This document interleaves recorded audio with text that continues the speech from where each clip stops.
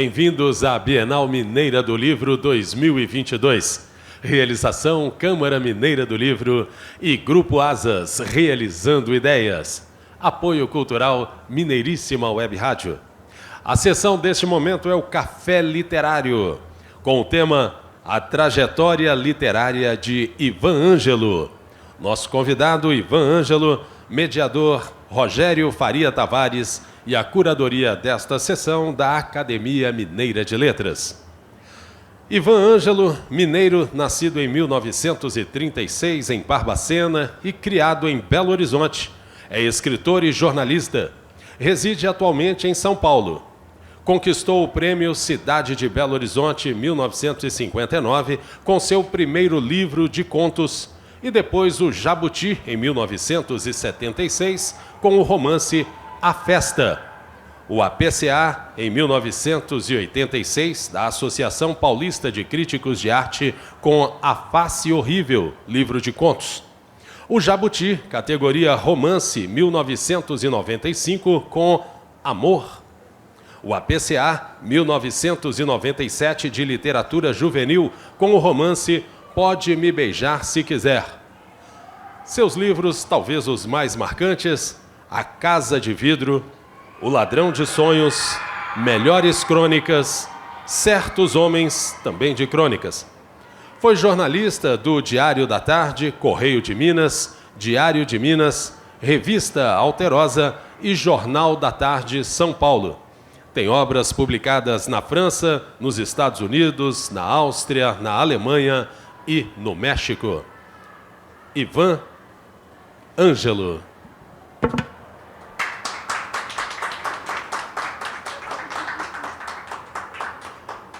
O mediador da sessão é Rogério Tavares, advogado e jornalista, mestre em Direito e doutor em Letras. Foi presidente do BDMG Cultural e atualmente preside a Academia Mineira de Letras. Também pertence ao Instituto Histórico e Geográfico Brasileiro, ao Instituto dos Advogados Brasileiros e ao PEN Clube do Brasil. É cronista semanal do Diário do Comércio desde 2016. Entre seus livros estão A Noite dos Mascarados, Contribuições para a História do Instituto dos Advogados de Minas Gerais, Contribuições para a História do Instituto dos Advogados Brasileiros e Contribuições para a História do Instituto Histórico e Geográfico Brasileiro. Rogério Faria Tavares. Bem-vindos à sessão Café Literário da Bienal Mineira do Livro 2022. Muito obrigado, Renato. Boa tarde a todos que aqui se encontram nesta 10ª sessão do Café Literário da Bienal Mineira do Livro, que é fruto da parceria entre a Academia Mineira de Letras e a Bienal Mineira do Livro. Hoje nós temos a alegria e a honra de receber aqui o querido Ivan Ângelo. Muito obrigado, Ivan, por ter vindo. Obrigado a você pelo convite. Olha, e nós vamos conversar aqui uma horinha com o Ivan. Depois nós vamos passar o microfone para as pessoas que quiserem fazer perguntas para ele. E você avise aos seus amigos que essa entrevista continua no YouTube da Academia Mineira de Letras e da Bienal Mineira do Livro por tempo indeterminado, para que todo mundo possa entrar em contato com essa bela trajetória do Ivan, que começou em Barbacena. Eu gosto de começar do começo, né, Ivan? O que Barbacena legou a você? E a gente sabe que você nasceu numa família de mulheres muito fortes, né? Tanto a sua avó quanto a sua mãe foram figuras referenciais na sua formação. Eu quero entender um pouquinho isso, os anos de formação do Ivan Ângelo na família e na terra natal. Olha, para falar com franqueza, a minha terra natal eu só vim conhecer quando eu já tinha quase uns 20 anos. Que eu saí de lá bebê. Meu pai era militar, da Polícia Militar de Minas Gerais. Estava aquartelado lá em Barbacena, casou-se lá, teve 3 filhos lá. Eu fui o terceiro e aí vim pequenininho para cá. Então eu sou culturalmente belo-horizontino e emocionalmente também belo-horizontino. Porque Barbacena não é nem uma fotografia da parede. Porque É só um local de nascimento. é porque é obrigatório botar na certidão de nascimento. Senão eu teria posto Belo Horizonte mesmo. E a família? Olha, a família era uma família, digamos, modesta, mas era uma família onde as mulheres tinham assim uma atuação preponderante. Todas as minhas tias foram tias fortes. A minha avó foi uma avó muito forte, muito presente. Basta dizer que em 1920, não antes, 1900 e pouco, ela foi professora. E eram pouquíssimas as professoras nessa época. E ela era professora, dava aula em Sabará, mas ela morava em Venda Nova. Isso tudo era feito de carroça até Sabará. Então, o meu avô era descendente de uma família dessas famílias, digamos, aristocráticas mineiras, né? O meu avô, ele era uma pessoa que não quis prosperar nos estudos. Então, ele ficou uma pessoa, até para o seu tempo, meio marginalizada. Coube da imensa fortuna, da imenso latifúndio de fazendas das famílias Viana que tinha aí por Jaguara, Esmeraldas, Vespasiano, Neves, essa região toda, né, Setagoas. Sobrou para ele uma chácara em Venda Nova. E foi lá que nasceram as 4 mulheres. Também meu avô só teve mulheres, 4 tias, todas elas personalidades fortes. Mas a personalidade mais forte mesmo era a minha avó, Antoninha, que era ela professora e, digamos assim, uma pessoa que se impunha na família, né? Criou 4 filhas e as filhas também tiveram um papel muito preponderante nas famílias. A minha mãe, por exemplo, ela deixou marcas culturais na família que são muito mais fortes do que a do meu pai. Então, elas são mulheres fortes mesmo, mulheres. E você acabou tendo filhas. 3 filhas. As mulheres rodeiam a vida de Ivan Ângelo desde sempre. Eu sou uma ilha rodeada de mulheres, porque todas, né, todas são muito presentes na minha vida, todas muito importantes.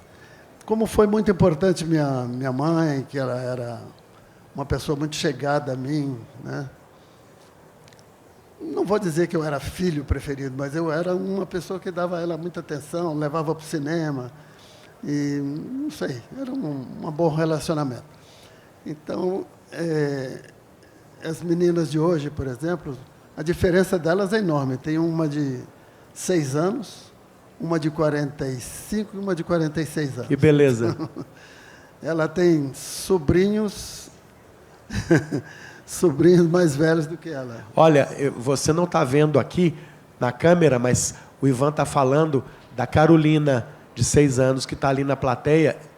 Ele vai mostrar, a câmera vai mostrar, o Carlos vai mostrar. Carolina, está te mostrando aí na câmera. É uma menina linda, com uma energia maravilhosa. Olha, e com muita alegria também, nós estamos aqui recebendo vários amigos, João Perdigão, Fabrício Marques, João Pombo Barilli, pessoas da família do Ivan Ângelo. E aí agora, Ivan, a gente está querendo saber como é que foi essa juventude sua em Belo Horizonte. Que Belo Horizonte você conheceu aí quando jovem, começando a se interessar por literatura, por jornalismo? Como é que era o clima da cidade? Bom, eu sou um menino da época da guerra. Daquela época que não tinha gasolina, os carros eram tocados a carvão, gasogênio. Açúcar não havia, porque tinha ido todo para o esforço de guerra, então a gente comia rapadura. Os armazéns, a gente até roubava pedacinho de... Roubava não, pegava pedacinho de rapadura no armazém. Enfim, essa época da guerra, depois, terminou em 46, aí eu já estava no 45 terminou, eu já estava no grupo escolar. Isso, 10 anos, mais ou menos, 9 anos. Aí eu já estava no grupo. E eu fui criado como, na época de ouro, eu acho, do cinema. Então, a minha diversão era revista em quadrinho, na primeira infância, né? Revista em quadrinho e cinema. Quando eu comecei a me interessar por chamar literatura, mas antes eram livros lúdicos. Você lia livros para aproveitar da história, para aproveitar talvez tinha sempre um fundo moral nas histórias infantis, né? Então, era uma literatura, digamos até, que a gente usava meio como ensinamento, né?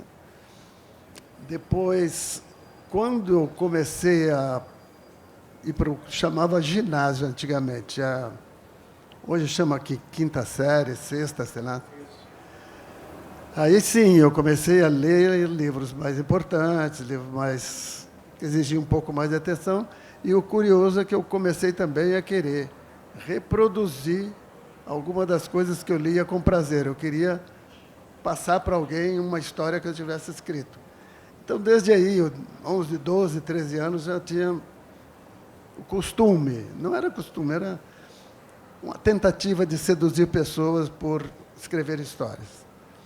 Isso prosseguiu com 14, 15, 16 anos. Aí, com 17, 18 anos, eu comecei a frequentar outras turmas, né, que não só da escola.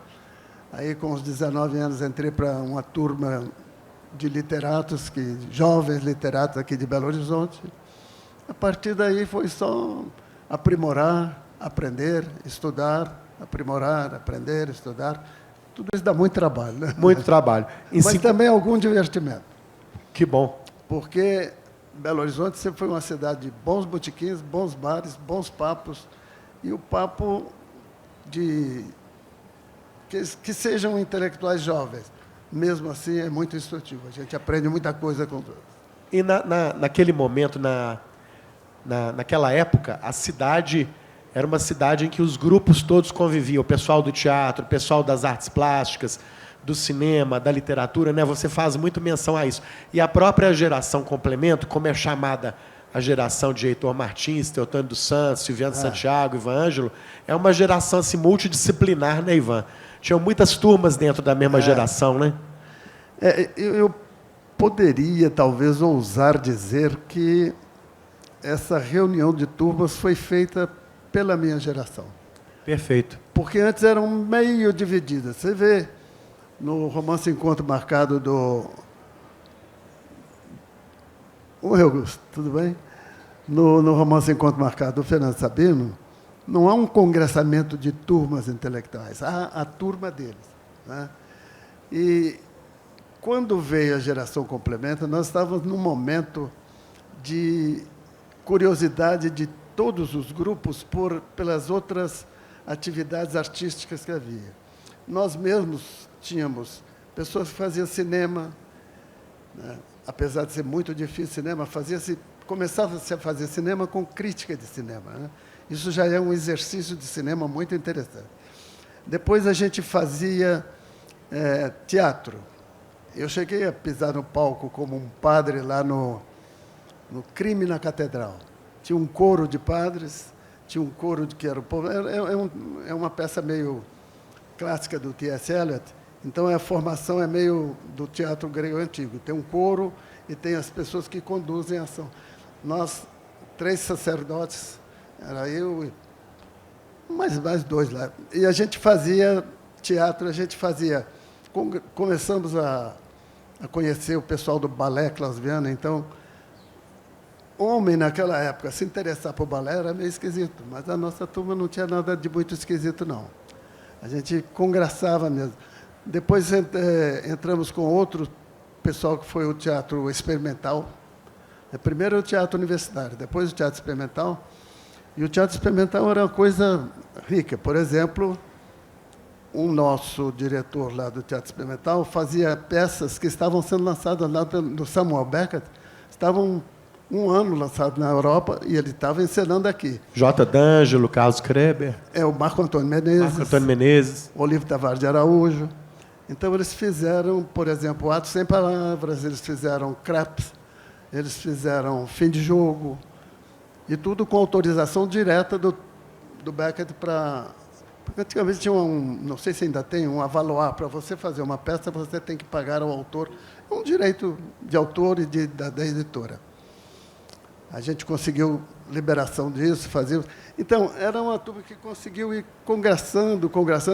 Entramos em amizade também com a turma da Escola do Guignard. Vários pintores, vários artistas que estavam lançando uma renovação na pintura mineira, incentivados e estimulados pelo Guignard, porque o Guignard não era um professor diretivo. Ele estimulava expressões. Não, vai fazendo, vai fazendo. Então, tanto que tinha vários com várias características diferentes, todos alunos de Guignard. E outras disciplinas também, a gente congraçou uma turma que, vai ver, no final já não cabia nos bares que a gente ocupava. Era tanta gente, tantas turmas diferentes que se conversavam muito. Isso ficou sendo chamado aqui em Belo Horizonte de geração complemento. Mas a geração da revista Complemento eram uns escritorezinhos aí tentando questionar, tentando informar, tentando se expressar. Não era essa coisa toda, não, mas era uma turma que tinha, como você falou, o Heitor Martins, por exemplo. O Heitor Martins, em 56, ele tinha contato com escritores argentinos que a gente não conhecia. Né? Pilha. Ele chegou a fazer correspondência com autores novos e também com os clássicos argentinos. Né? Então, paraguaios, chilenos, o Heitor Martins era uma pessoa assim. O Silviano Santiago também, uma pessoa muito dedicada, muito aplicada nos textos, mas era mais a literatura francesa. Tinha outros, o Maurício Gomes Leite, que fazia cinema, que se interessou por cinema, ele era mais interessado na literatura inglesa. E a gente ia agrupando uns, informando os outros sobre Tinha Ezequiel Neves, Teotônio dos Santos. Ezequiel Neves, já naquela época, ele fazia teatro. Era poeta também. Mas, quando ele foi para o jornalismo, ele fez crítica de música. Ele começou com música de jazz. Ele era uma enciclopédia de jazz.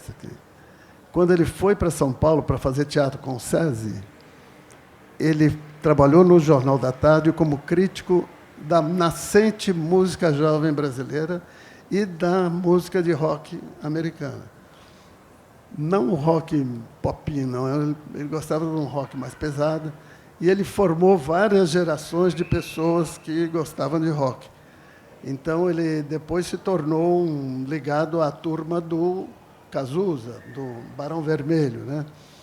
Isso tudo eu estou falando porque são ramificações de um pessoal que foi trabalhando multidisciplinarmente. E a revista? 4 números.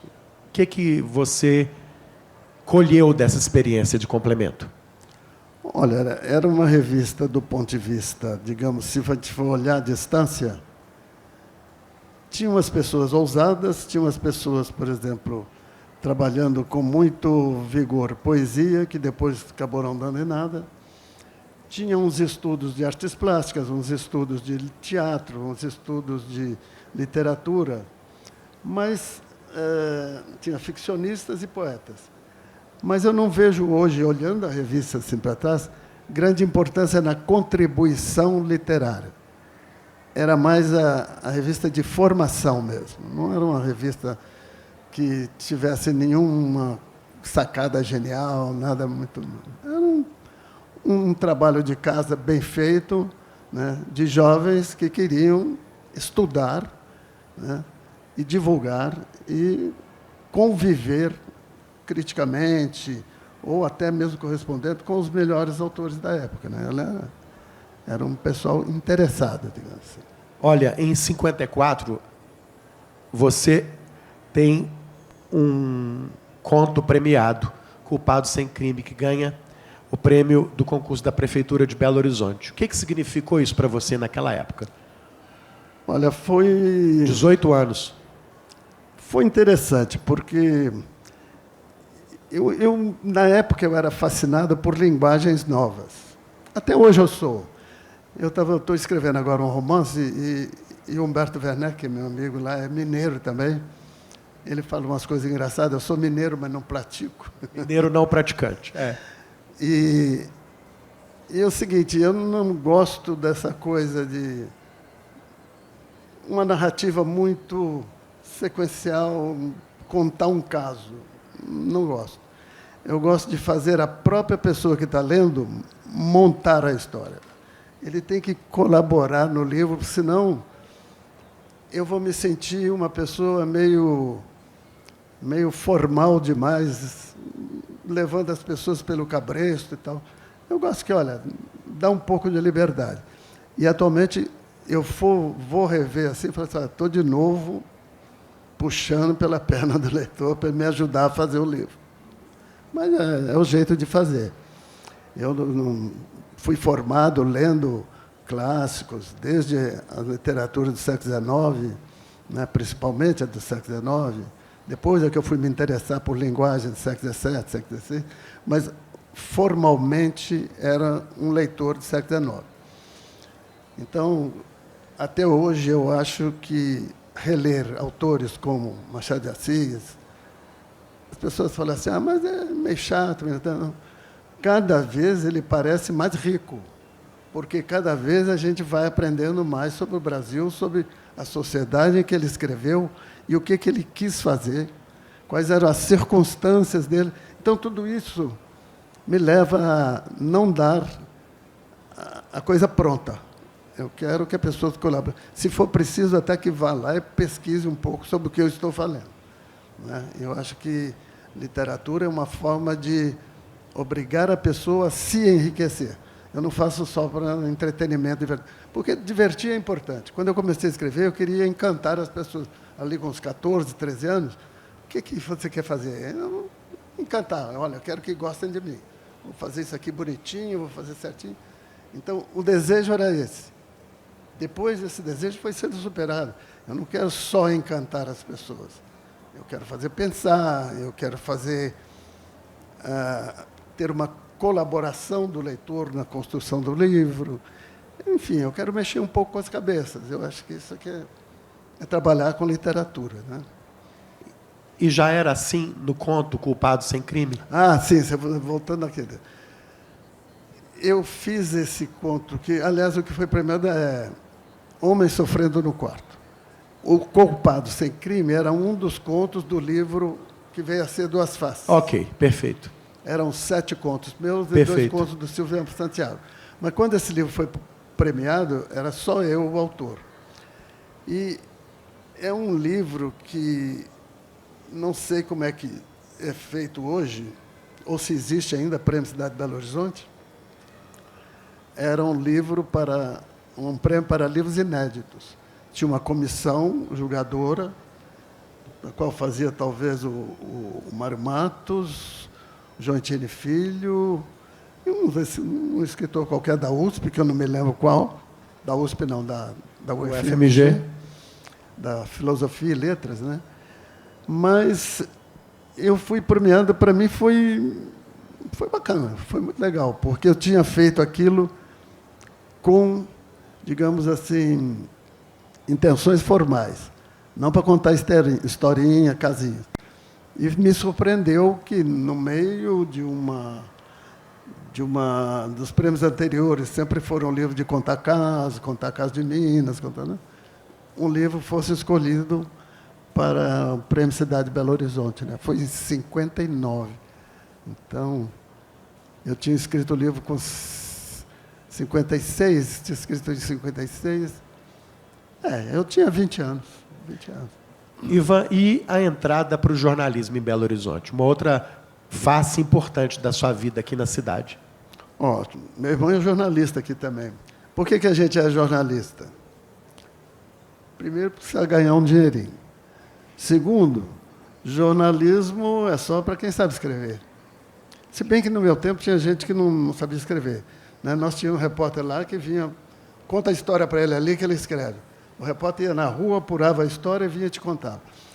Mas por que jornalismo? Eu fazia umas croniquinhas lá para o Estado de Minas, fazia umas matérias para o Ciro Siqueira, que eram as matérias sobre personalidades, celebridades do mundo, tipo Rainha Soraya, tipo esses grandes políticos da época. Sempre fazia uma biografia, um perfil. Ele falou, olha, por que você não vem trabalhar aqui? Então, acabei indo, fui ser repórter. Gostei e não gostei de ser repórter. O que eu menos gostei foi a vez que eu fui num casebre aqui, não sei se ainda tem, uma certa favela no bairro da Serra. Ainda tem? Tem. Tem? Então, eu fui marcado para ir lá cobrir uma família. Aglomerado da Serra, comunidade da Serra, isso. Foi lá e tinha se matado uma família. O homem tinha matado toda a família e suicidado. Com uma coisa horrível, formicida. Entrava na casa, tinha aquele cheiro de... Aí eu falei, não acho legal trabalhar com isso, não. Vou ficar na redação, se quiser que eu trabalhe como cópia, eu vou ser cópia. Aí eles, tudo bem. Aliás, é o que você deve ser mesmo, é cópia, para emendar os textos aqui do pessoal, porque tinha um pessoal bem cru na época, né?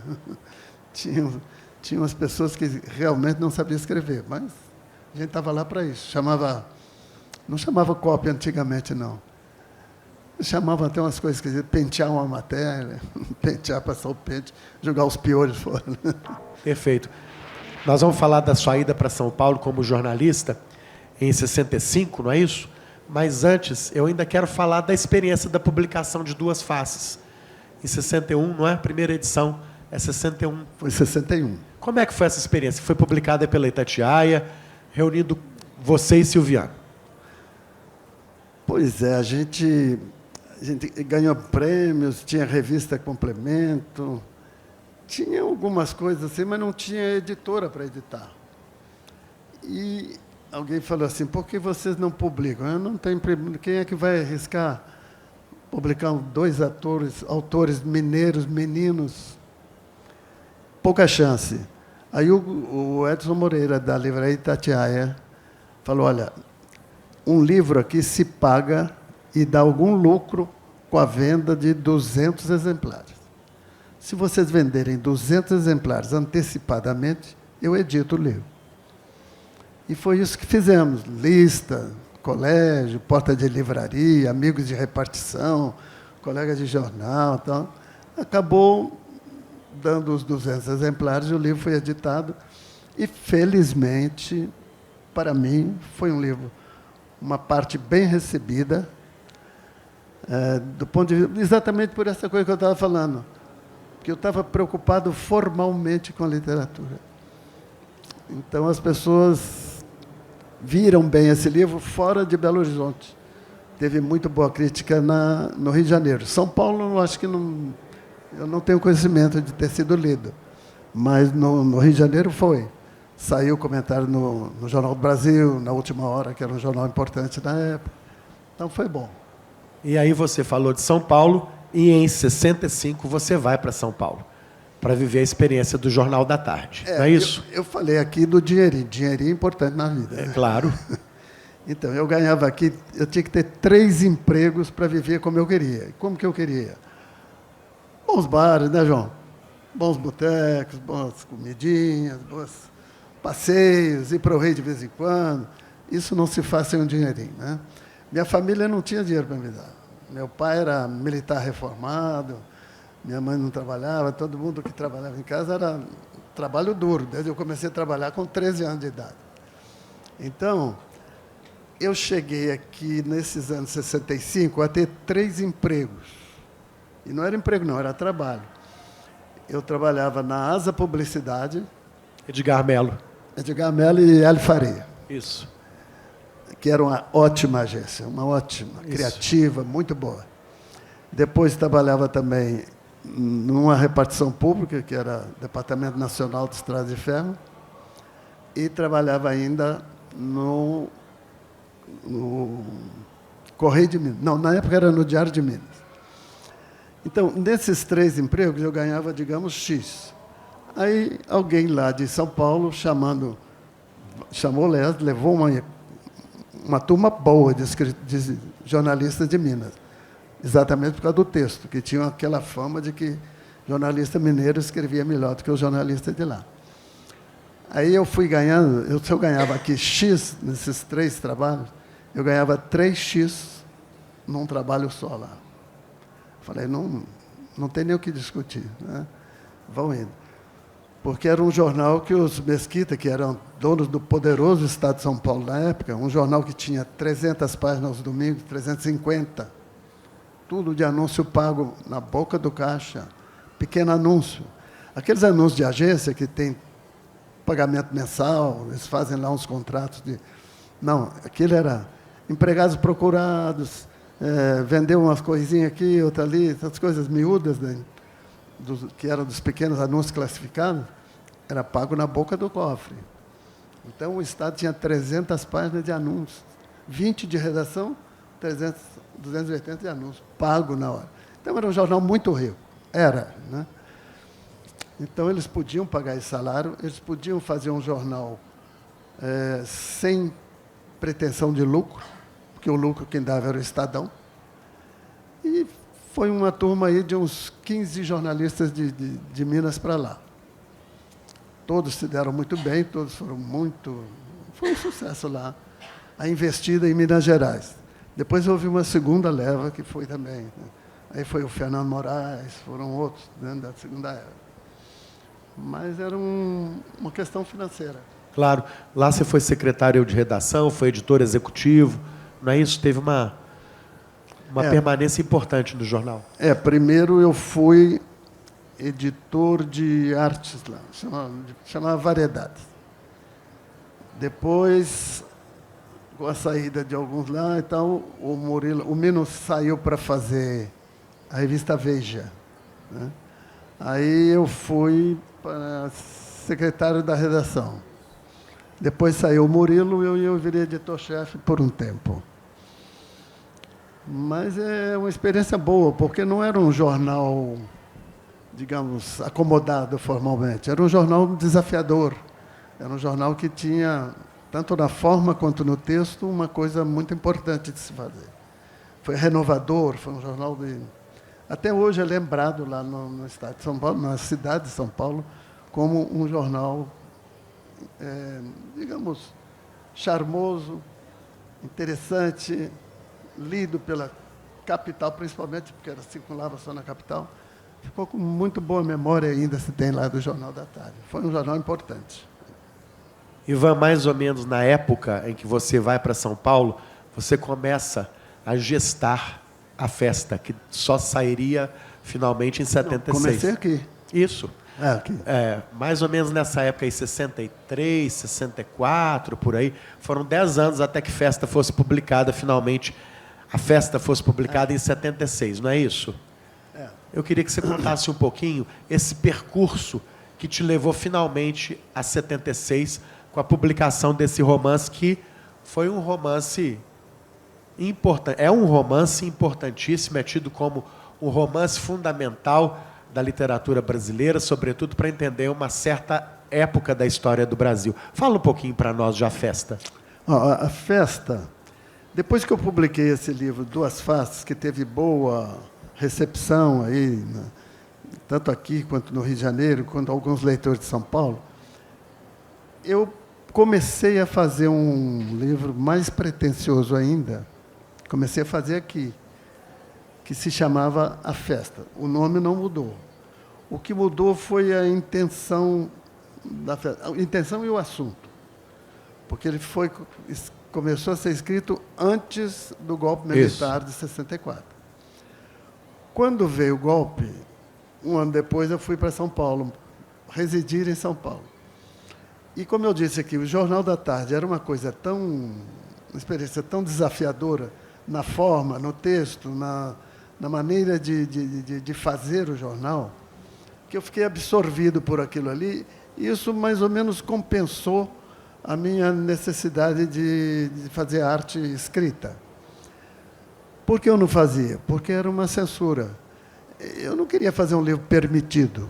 Não me interessa trabalhar assim, né? Então, a gente trabalhava no jornal com censura, mas o censurado era o dono do jornal. A gente ia, ele falou, vocês vão onde vocês quiserem. Se houver alguma instrução para não publicar isso ou aquilo, se eu achar que publica, vocês publicam.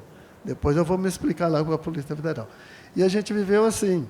Muitos dos assuntos que nós publicamos eram assuntos censurados em outros jornais, porque o Rui Mesquita falou, vai lá e publica. E a gente era chamado na Polícia Federal para poder se explicar, mas nós já tínhamos digamos assim, um habeas corpus, né? Então, isso durou 10 anos de jornal, até 73. Aí eu fui à Europa, conversei lá com alguns das pessoas que tinham sido exiladas. Eles tinham uma visão, aliás, bastante surpreendente de Brasil. Eles sabiam o que estava rolando aqui. Por exemplo, alguns deles me falaram que o Antônio Calado, tinha decepcionado eles por causa do livro Bar Dom Juan, que era uma visão de direita, do pessoal que ele chamava de esquerda festiva, porque tinha um deboche embutido na narrativa, a turma da direita festiva que fez determinados movimentos de contestação ao regime lá no Rio de Janeiro. Então, essa turma não viu com bons olhos isso. Viu com bons olhos o Quarupi, mas achou bem ingênuo. Falou assim, pô, o cara que é um padre vai virar um revolucionário não sei onde. Toda uma virada muito romanesca, mas a estrutura do romance gostava. Enfim, a gente conversava lá de literatura. E eles exigiram de mim que falaram, pô, você não vai fazer? O Fernando Gabeira, principalmente, falou, pô, tem que ter alguém lá que fale alguma coisa, não está na hora da literatura se levantar um pouco. Enquanto eu estava escrevendo, por exemplo, publicaram, o Loyola publicou Zero, o Rubem Fonseca publicou Feliz Ano Novo, que já era essa virada na literatura questionando a sociedade que não estava questionando politicamente o regime, era a sociedade que resultou daquele regime, aceitação, aquela coisa, né? E no Rubem Fonseca, aquela violência interna dos bandidos que assumiram a violência do regime, né? E se expressavam com violência. Então, isso foi muito interessante para mim, trabalhar enquanto estava acontecendo essa coisa. Então, o livro do Rubens saiu, acho que em 75, a festa ficou pronta em 75, mas aí é aquele negócio de procurar editor. 2 editoras recusaram, não, eu gostei muito do livro, mas isso aí não podemos publicar. Por que não podiam publicar? Porque a censura,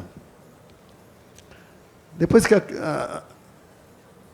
digamos, o pessoal da Revolução, esses calhordas da censura, porque eu não conheci todos, quando iam lá no jornal, eles acabaram não lendo os livros. Eles deixaram, porque era muito trabalho, muito livro para ler, então eles deixaram para o editor resolver se ia publicar ou não.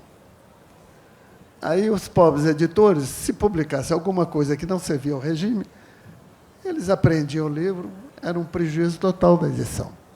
Então, era uma forma, digamos, matreira de censurar sem censurar.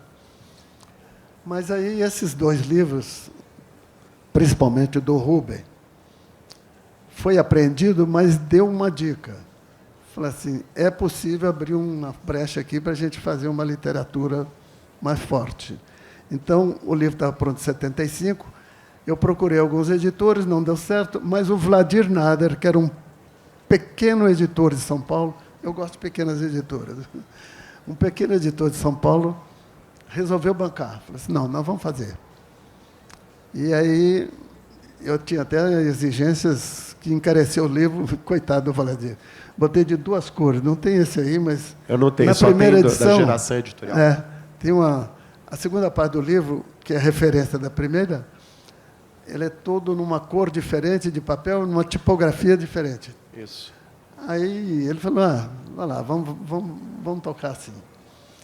Sorte dele foi que o livro saiu muito bem e, na hora da censura, não foi apreendido porque estava no momento em que morreram no ID4, lá, o Manuel Fiel Filho, que era um operário, e o Herzog.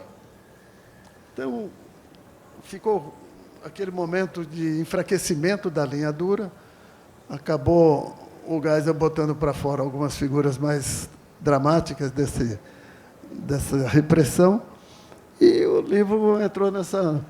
O livro passou. Foi um pouco assim, sabe? Meio... Então, que alguém falava assim, o editor falava, estão prendendo o livro no Rio Grande do Sul. Mas não estavam, era tudo boato daqui e dali, porque havia uma boataria enorme. Mas depois de aceito e não houve nada, vários outros livros também começaram a sair, e eu acho que foi essa virada interessante que foi dada pelo Rubem Fonseca, pelo Calado, né?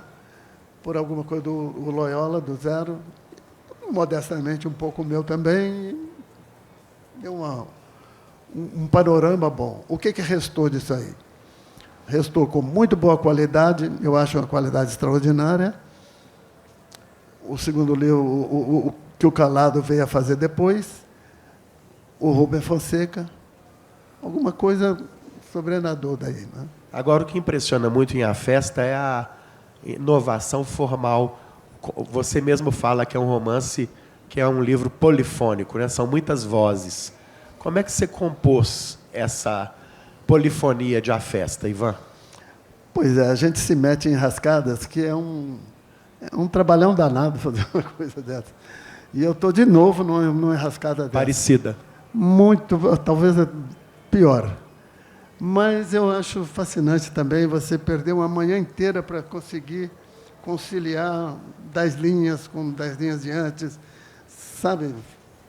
É um jogo de xadrez interessante. Mas, do ponto de vista do trabalho, ele é satisfatório. Dá trabalho, mas é satisfatório. Porque o armar a coisa faz parte da sua habilidade. Mas encontrar o texto certo para cada parte, para cada segmento, para cada voz, dá um pouco de trabalho, né? E você retomar aquela voz páginas depois, retomar a outra. Toda essa engenharia eu acho preciosa e interessante de fazer. Eu gosto.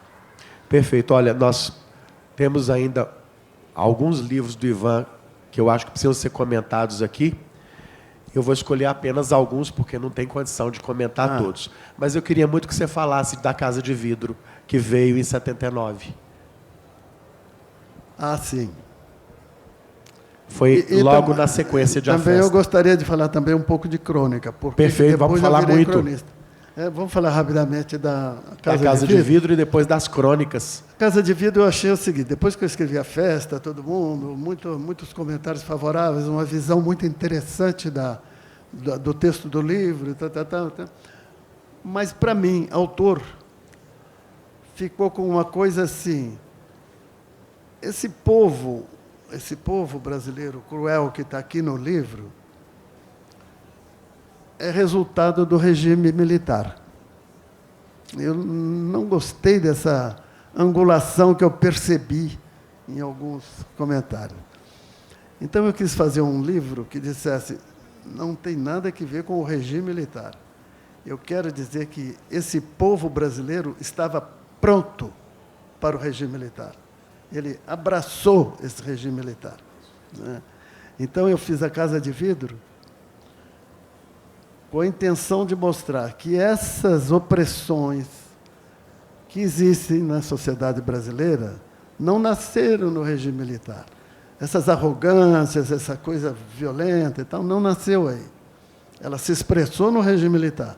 Mas, aliás, existe desde colônia. Então, tem um texto que é até com português do século XIX, século XVIII, porque eu queria dizer que essas coisas aconteciam no século XVIII.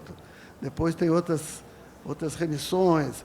Então, a relação dos patrões com os trabalhadores, que Sabe? Então, tudo isso eu fui remontando esse quadro para dizer que não é só por causa dos militares. Os militares foram formados nessa sociedade brasileira. Eles são frutos, né? Eles são produto da sociedade brasileira. E hoje, quando eu penso essa brutalidade dos regimes, do regime de hoje, essa brutalidade, digamos, institucional, essa discussão de direitos já consagrados da população, você discute isso, aquilo, você não pode ser gay, não pode ser preto, não pode ser isso, não pode ser aquilo. Então, toda essa coisa é histórica no povo brasileiro, né? E agora, rapidamente, não sei se você satisfez essa pergunta. Muito bom. Vamos falar do cronista. Você escreveu para o Tempo, para a Veja São Paulo, escreveu para muitos veículos, publicou depois em livro. Eu tenho aqui, pelo menos, Certos Homens, que é livro de crônicas, mas você tem outros livros de crônicas. Como é que é isso, Ivan? Como é que a crônica entrou nessa sua trajetória literária? Para a Veja São Paulo, você escreveu 18 anos ou mais, né? Não, 18 anos. Escreveu para o jornal O Tempo, aqui de Belo Horizonte, enfim.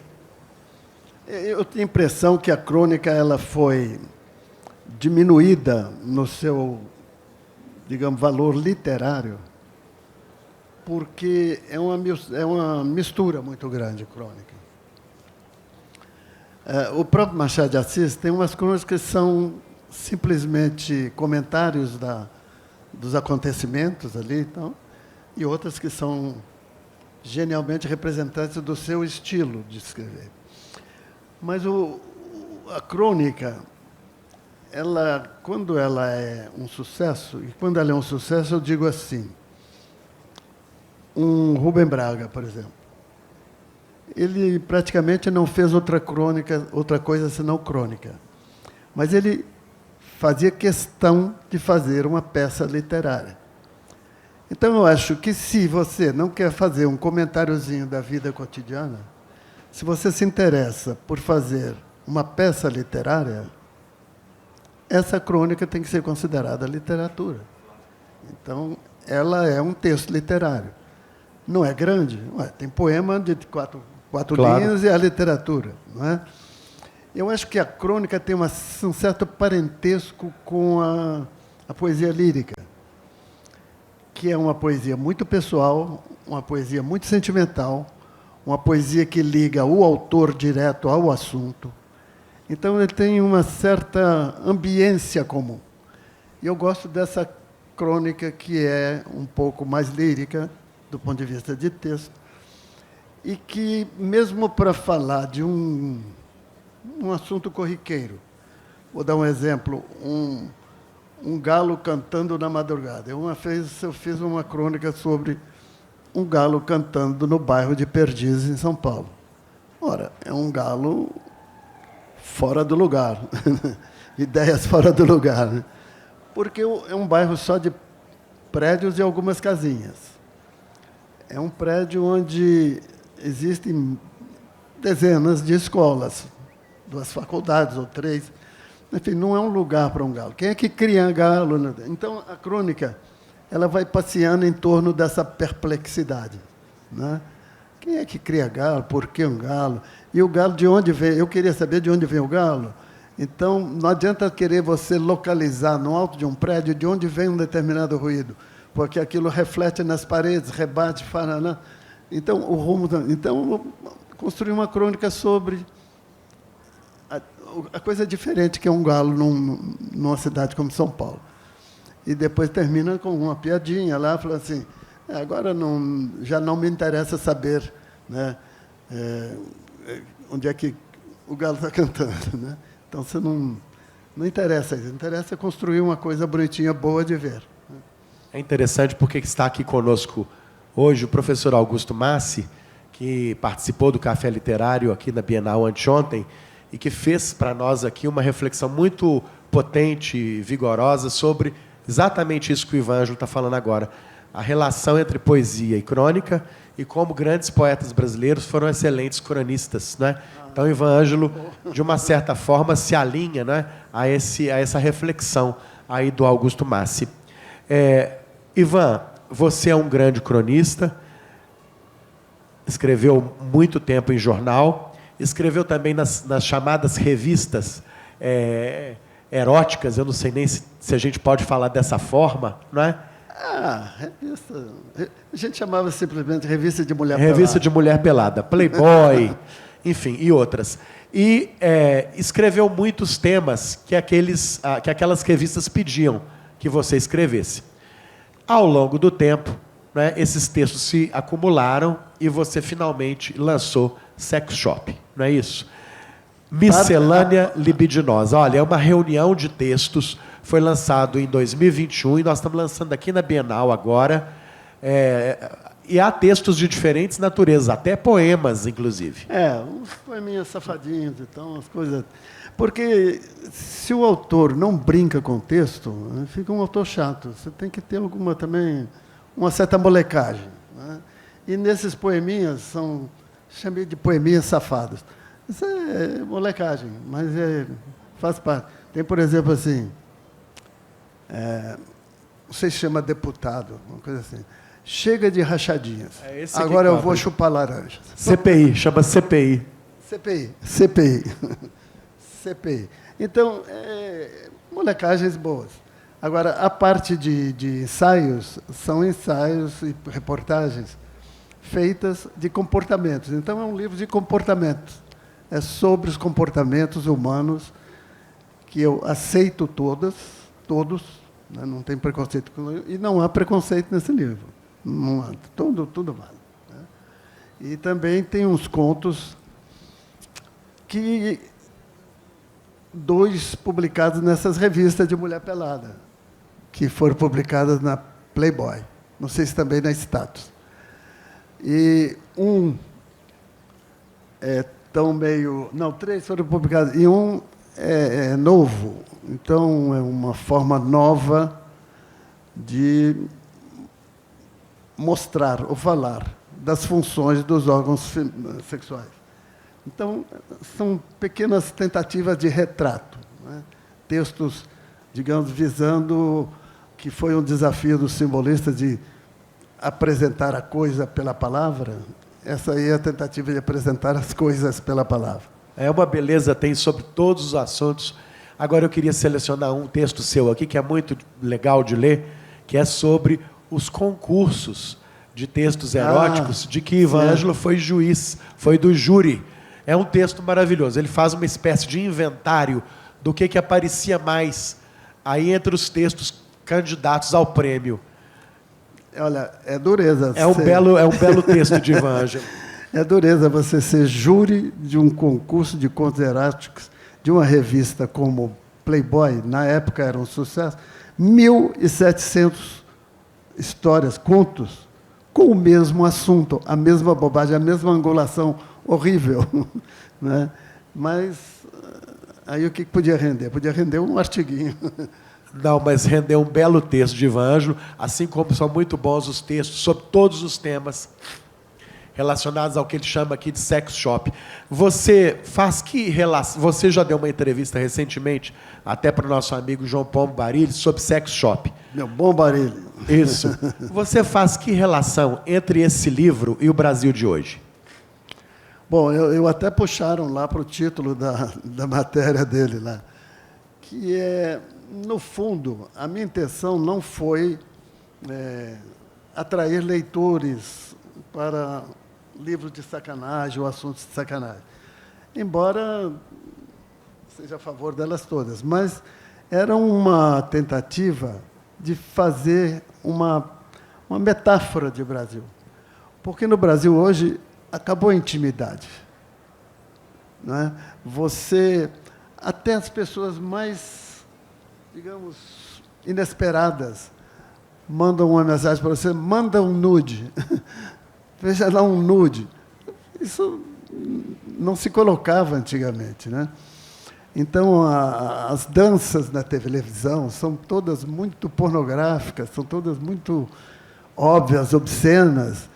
E eu acho que essa exibição excessiva justifica um pouco a metáfora de que o Brasil hoje, né, está muito mostrando o que não era mostrado, negociando o que não era negociado. Sempre foi negociado, mas eu digo não no nível da classe média, né? Então, é um livro que tenta flagrar um momento meio despudorado da sociedade brasileira. É um momento de evasão da privacidade, né? Antigamente a gente lutava contra a invasão, hoje todo mundo faz a evasão da privacidade. Você pensa, como é que naquela época você podia ter, naquela época que eu digo assim, nos anos 50, 60, antes que essas revistas eram publicadas, uma dança como o funk da carioca, né? O funk carioca. É uma coisa obscena. E as TVs transmitem. Ou transmitiam, não sei se ainda transmitem. É uma coisa que eu acho de mau gosto. E você ter isso como atração para um meio popular e não, assim, digamos que um meio popular razoavelmente dedicado a uma propaganda, vender produtos caros, sofisticados, se submete a fazer uma coisa dessa. Eu achei que é uma falta de contenção, falta de simancol. E a metáfora é essa, sex shop. Nós estamos vendendo aqui toda essa porcariada, né? Ivan, nós estamos chegando quase ao final, mas eu ainda quero fazer uma perguntinha antes de passar o microfone para os nossos amigos aqui. Você falou aqui que está no meio de um novo livro, né? Já há 150 páginas prontas. E me interrompa se eu estiver dando aí informação que você não quiser dar. Mas, no que puder falar, até onde puder falar, o que você quer dizer com a sua literatura hoje, com esse romance que está aí em curso? Olha, eu pretendo discutir, de certa forma, o que veio a ser a televisão brasileira. É uma ambição, eu acho que meio grande, mas eu estou prosseguindo nela. Eu tinha vários textos meus assim, são escritos 10, 15 anos depois eu falei assim, que tal aquilo lá? Aquilo ali dá uma revirada. Então, dá uma revirada nessa época de hoje, eu acho interessante. Então, é um resumo dos magnatas das comunicações no Brasil. Então, como eu trabalhei com várias mídias, eu tenho a intenção de dar um quadro um pouco globalizante, uma visão um pouco globalizante desse mundo. Internet, redes sociais, isso já entra? Entra como, digamos, ameaça do fim. Mas o próprio personagem diz, nós já estamos providenciando a virada, exatamente com esses meios novos aí de essas tecnologias novas. Então, vamos associar a televisão a essas tecnologias novas e vem coisa nova por aí. Quer dizer, é uma espécie de previsão do que pode vir a acontecer com a televisão, né? Perfeito. E para fechar, eu vou reproduzir aqui uma frase, uma declaração do Ivan Ângelo sobre literatura, que está até abrindo um texto da professora Beth Brant, nessa edição de A Festa, publicada pela Geração Editorial. Abro aspas para Ivan Ângelo. Eu escrevo para quê? Para contar histórias, aparecer, ganhar dinheiro, passar tempo, cumprir uma missão na Terra? Nada disso. Eu escrevo para mexer um pouco com a cabeça das pessoas, escrevo contra o tirano e o opressor que está dentro das pessoas. E escrevo também contra uma certa maneira de escrever. Fecho aspas. Aí é um certo exagero, contra uma certa maneira de escrever. Eu acho que é uma proposta de uma maneira diferente de escrever. Pode ser que naquela época eu te achasse que era contra, mas não é, não. Acho que tudo vale. Literatura, tudo vale. Até digamos, a baixa literatura, às vezes a gente tem prazer de olhar um texto horrível, mas do ponto de vista da ideia que está ali por dentro, o que aquele ser está querendo dizer para mim, eu ainda tenho alguma coisa para aproveitar daquilo. Eu acho que tudo vale. Perfeito. Muito obrigado, Ivan, por essa primeira conversa. Queria pedir o aplauso de todos para Ivan Ângelo. Foi um prazer. Obrigado. Obrigado. Olha, a gente passeou aqui superficialmente por essa vasta trajetória do Ivan Ângelo. Agora esse trabalho vai ser completado pelas perguntas dos nossos amigos aqui. Eu já passo o microfone para quem quiser fazer a primeira pergunta.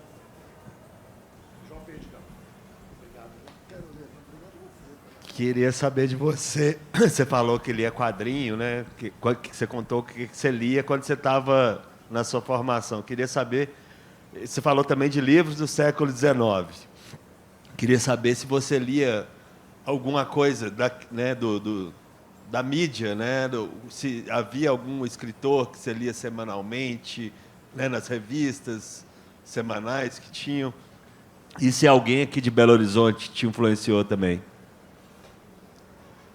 Olha, você está falando literatura do século XIX, se eu acompanhava, não? Assim, do ponto de vista de ir a arquivos e procurar? Não, é que você falou que você sempre foi uma referência para você, né? Sim, sempre. Mas aí eu queria saber, isso na sua formação, talvez até antes de você começar a escrever. Queria saber, a partir do momento que você começou a escrever, se já haviam outras referências além dessas que você falou anteriormente. Tá. Olha, a nossa geração aqui em Belo Horizonte era meio pretensiosa. Então, literatura local, a gente... Olha, eu era muito amigo do Ildeu Brandão, fui amigo do Fernando, fui amigo de vários escritores aqui da época, né? O Jacques do Brandão, dos ficcionistas aqui que frequentavam a nossa turma. A gente... esse que chama aqui que ele fez ele ganhou até o prêmio da academia, como é que ele chama, gente, Curral dos Crucificados e tal. Rui Mourão, né? Então, eram autores com quem a gente convivia, conversava, discutia coisas, mas ele com a visão dele e outros com a nossa visão. O que a gente mais se inspirava ou buscava referências era na literatura europeia, norte-americana, né? E a referência brasileira maior, talvez, tenha sido uma escritora como Clarice Lispector, né?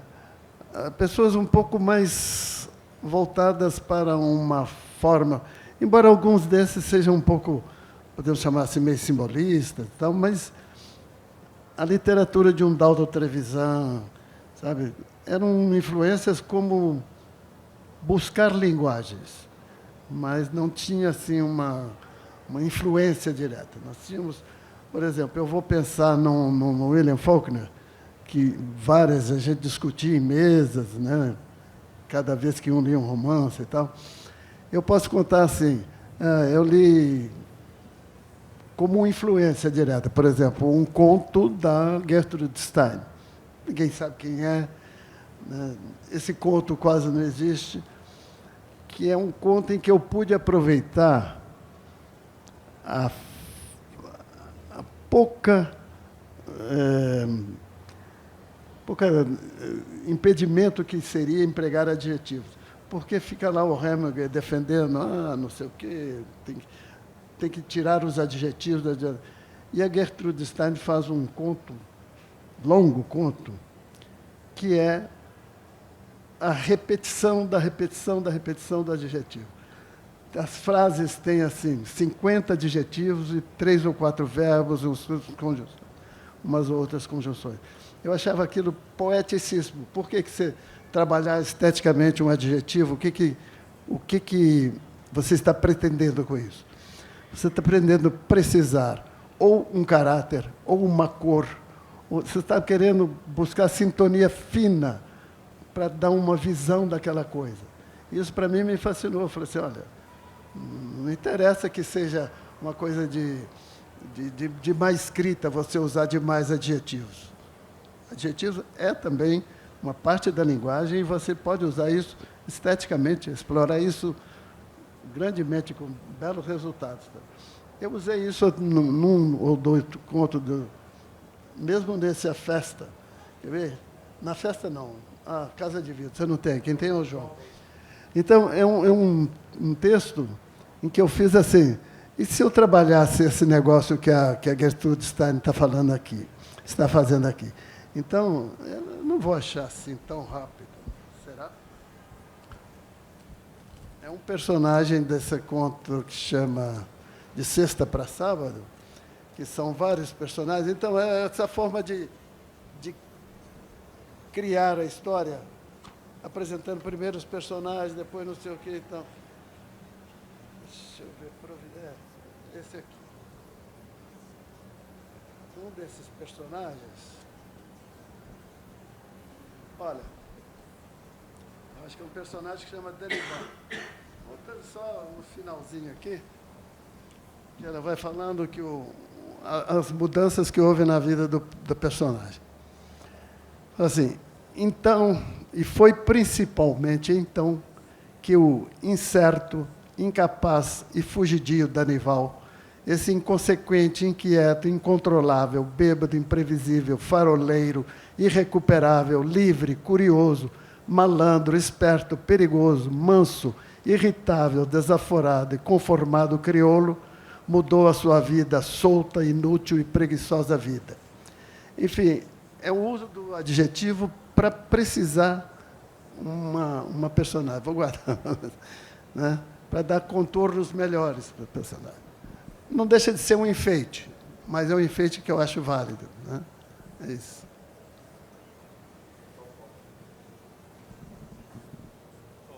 Ivan, quando eu fui mandar a matéria lá para o Carlos, eu estava sem... O Carlos deu um título bom, que foi mais sintético.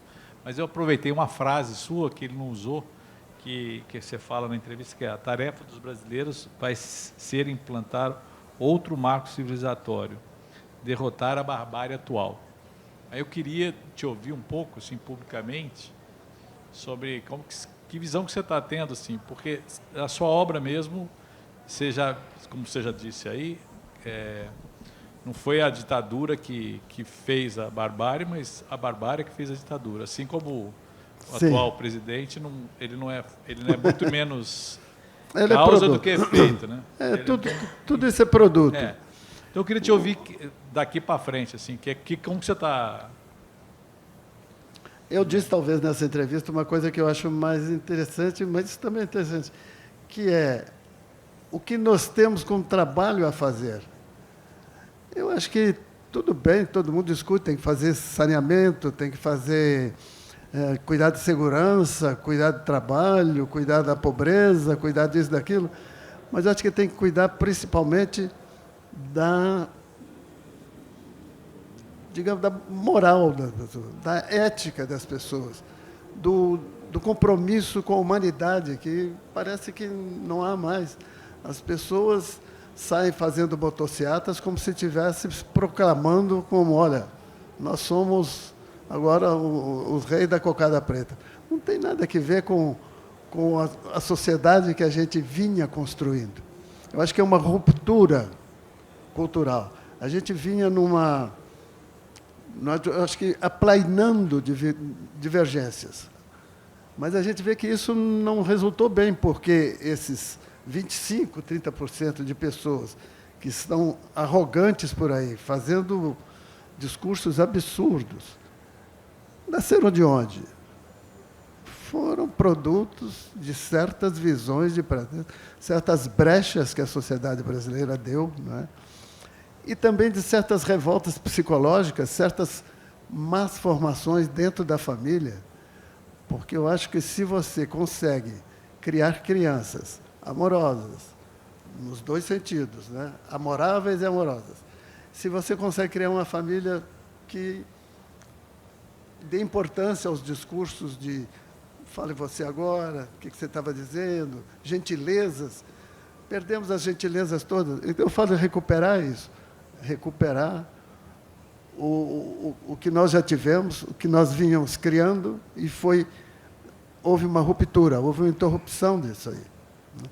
Sem contar a grossura que ficou valorizada, a grossura ficou valorizada. Né? Pessoas falam coisas grossas como se fosse coisa de humor, né? Um humor de excluir os outros, essas coisas. Então, temos que refazer a sociedade do ponto de vista mesmo civilizacional. É uma missão civilizatória que eu acho que cabe a essa geração, a esses governos futuros. Recivilizar o Brasil. Né? Não sei se te satisfez a pergunta.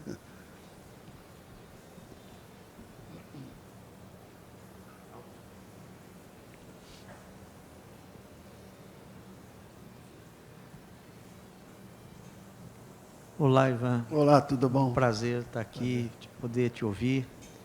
Eu tinha lido a entrevista também que o João fez com você, longa, e agora, pensando no romance que você está escrevendo, e na última colocação que você fez, eu fiquei me perguntando se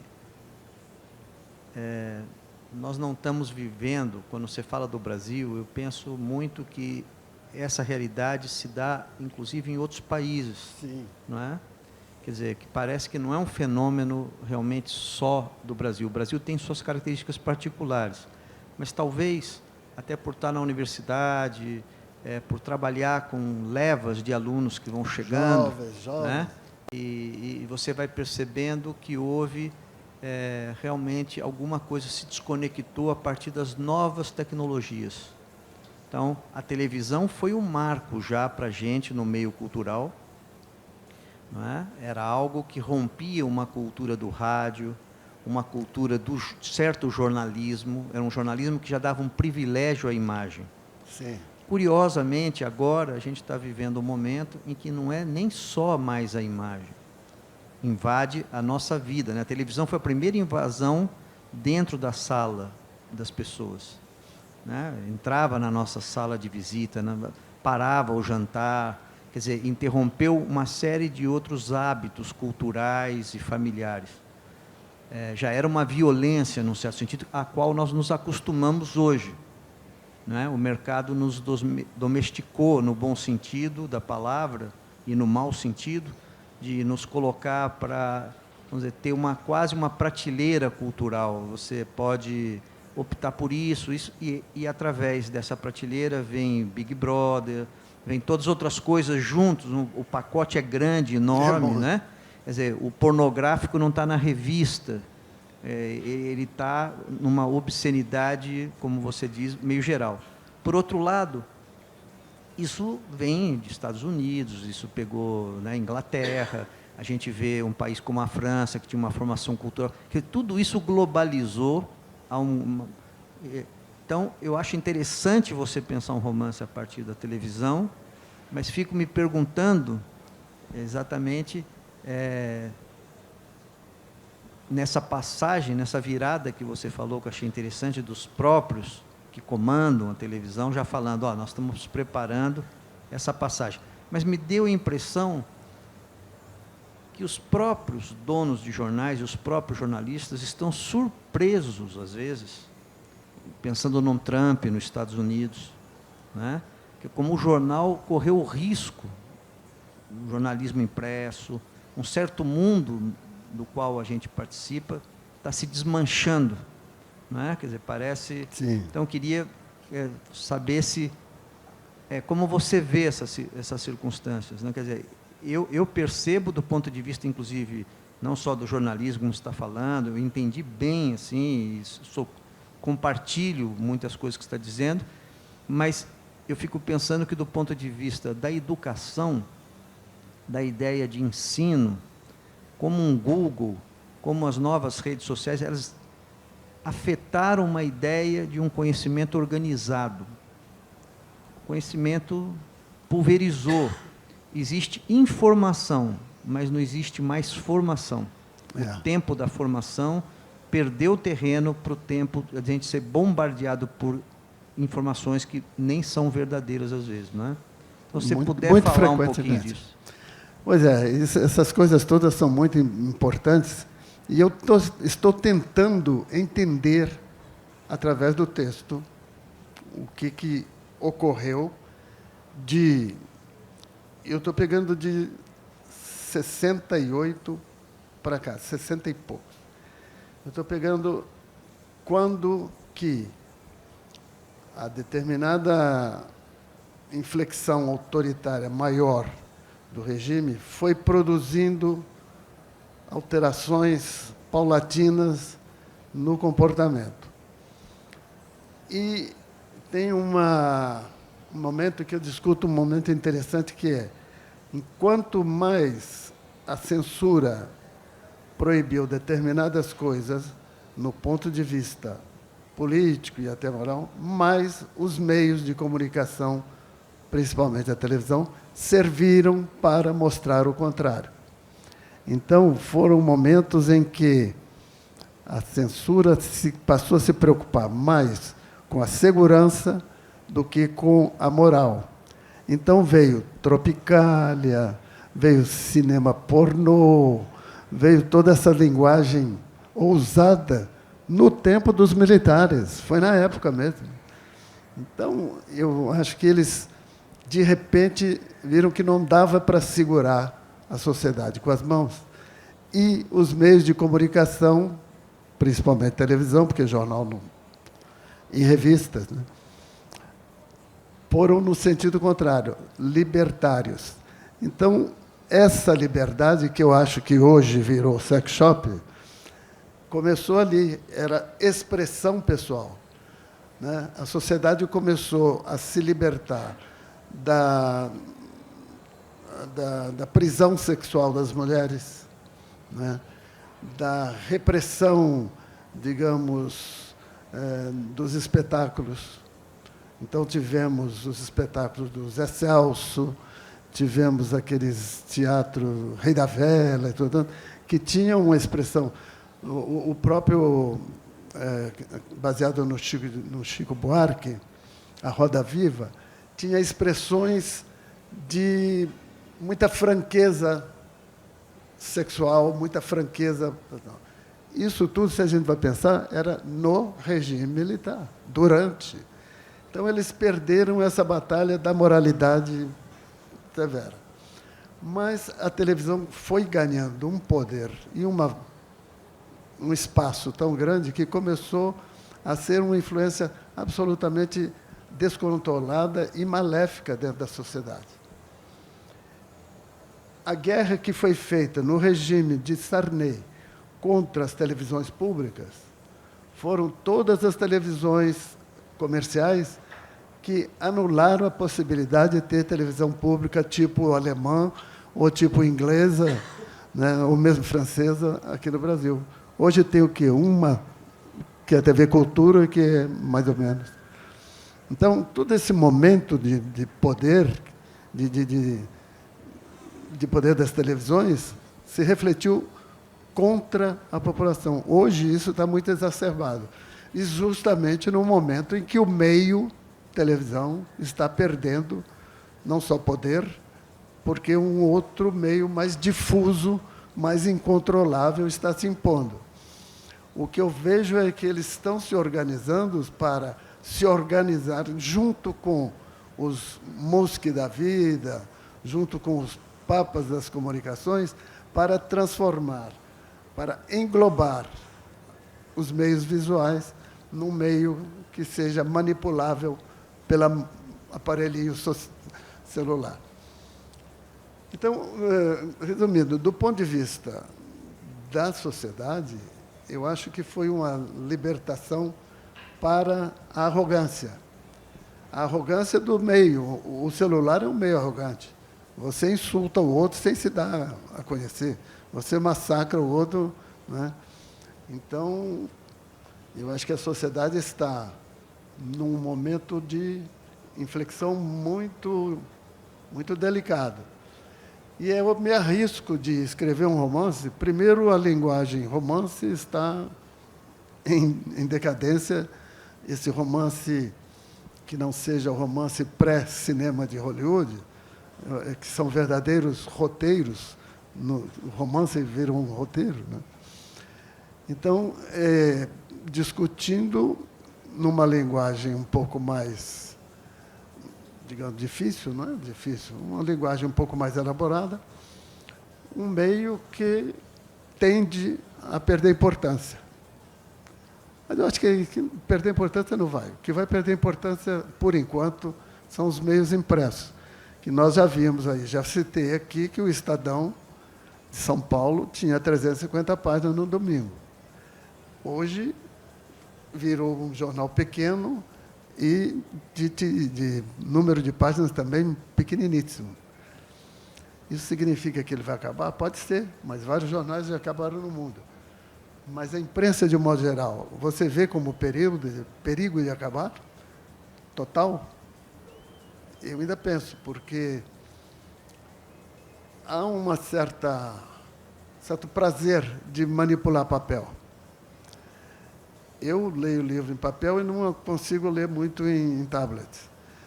Eu leio jornal em papel porque eu acho que o papel me dá um conforto, sei lá, dá um sol ali. É diferente o lugar que você escolhe. Então, eu acho que alguma coisa vai ter, mas a importância eu acho que vai realmente ser diminuída.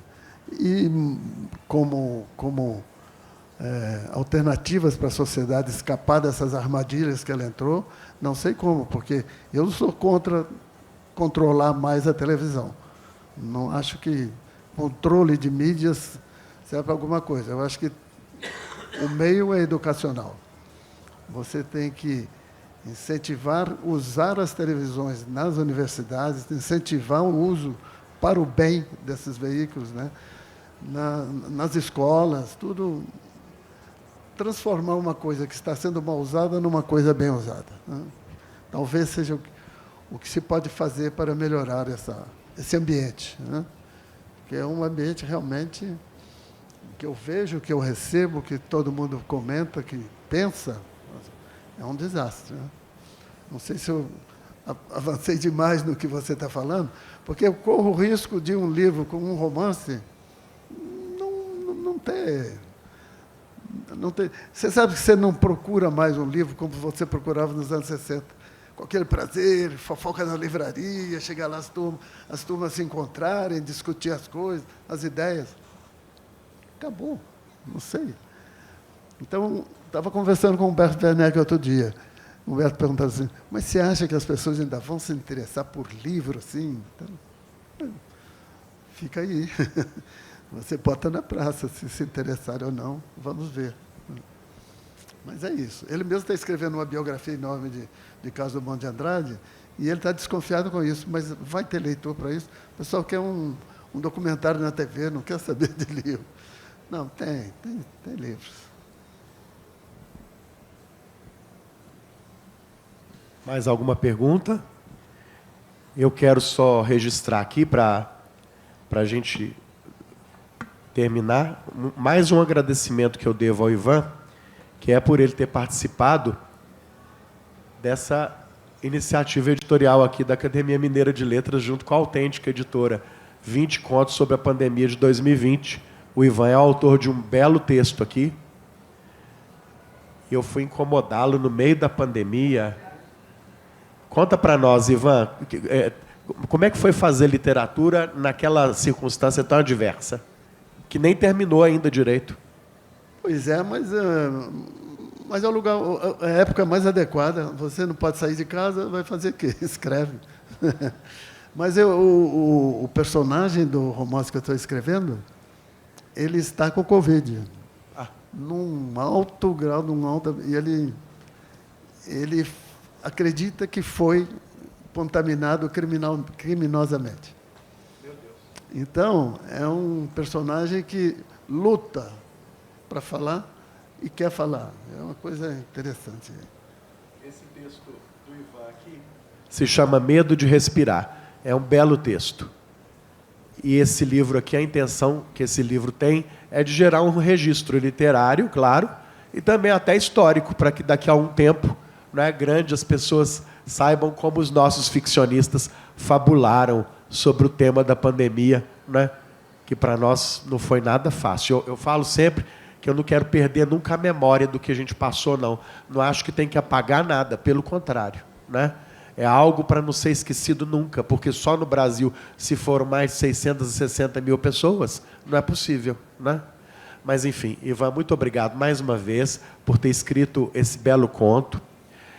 Eu quero agradecer ao público que veio aqui. O Ivan agora vai autografar livros para quem quiser, vai conversar ainda ao pé do ouvido, né, com quem veio aqui. Mas eu queria uma fala final sua, uma despedida, né? Como é que foi para você estar aqui hoje? Enfim, mais uma vez em Minas, dessa vez com a Terezinha, com a Carolina, que ama Belo Horizonte, a gente já sabe, né? Eu já tive notícia. Mas, enfim, é isso. Queria só uma palavra final sua. Bom, eu tenho só que agradecer a presença das pessoas aqui e falar um pouco da minha relação amorosa com a cidade. Foi o João Barelli que perguntou há pouco, você para Belo Horizonte, como é que é? É o seguinte, foi a cidade da minha formação, mas eu já vivo há mais tempo fora de São Paulo, fora de Belo Horizonte do que dentro de Belo Horizonte. Eu tenho 29 anos de Belo Horizonte, mais de 30, 40, 50 de fora daqui. Mas é uma relação sempre amorosa, e Belo Horizonte pega a gente não só pela simpatia, pela gentileza das pessoas, mas também pelo estômago. Muita comida. Minha filha estava falando que quer morar aqui porque come muito bem. 6 anos já tá nessa aí. Então, muito obrigado, tá? Muito bem, linda Carolina.